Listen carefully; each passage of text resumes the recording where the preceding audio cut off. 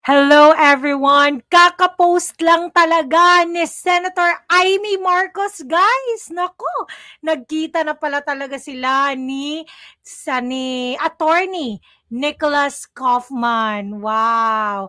At talagang makikita natin dito na parang siguro nag-meeting, nag-usap talaga sila, no? Kasi siguro hindi natin alam kung anong mga ginawa nila, pero guys, grabe. Ito yung post ni Senator Amy, sabi niya, "Kapit lang, sabi ko kay VP Inday Sara Duterte, higit kanino man alam ko ang pakiramdam ng mawalay sa sariling bayan. Kaya't simulat sa pool, alam niya ang laman ng aking puso patungkol sa di katanggap-tanggap na sinapit ni PRRD. Ngunit narito tayo hindi upang magdrama, kundi para sa solusyon. Narito tayo upang umaksyon. Hindi ako naghintay ng 39 years para lang magkamali muli. May Marcos na natuto sa kasaysayan. Narito ako hindi para sa isang tao, kundi para sa sambayanang Pilipino. Thank you, Attorney Nicholas Kaufman. Together, we will bring PRRD home. Wow! Ay, may solusyon. Grabe, guys. Naku, ano man talang yung po ni Inday Sara Duterte na iuwi niya. Kunwari para, pero parang hindi siya masyadong naklaro talaga. Kasi nga, ang ingay-ingay ng mga tao sa paligid. Pero guys, grabe. Sana naman talaga, no? Siguro yung pinag-usapan nila is yung connection nung naging ano niya, nung naging hearing niya sa Senado. Siguro yun yung pinag-usapan nila ni Attorney Nicholas Kaufman. At guys, eto nga, basahin natin yung mga comments ng mga mamamayang Pilipino. Natuwa ba sila? Nagalit ba sila? Ano kaya? Eto guys, sobrang in fairness, sobrang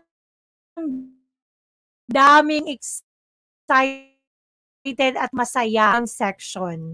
Sabi dito ni D. Sanchez, "This is why I have always believed in you. Even before the Hague issue against PRRD, I knew that you were in the right. I voted for you.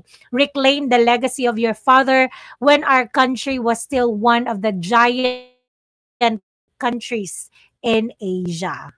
So, sabi yun ni D. Sanchez. Sabi naman ng iba, hinangaan, sabi ni Esteling Cristobal del Rosario, "Hinangaan at sinubaybayan ko na ito si Senator Amy Marcos mula pa noon kabataan niya sa politika. I voted for her too.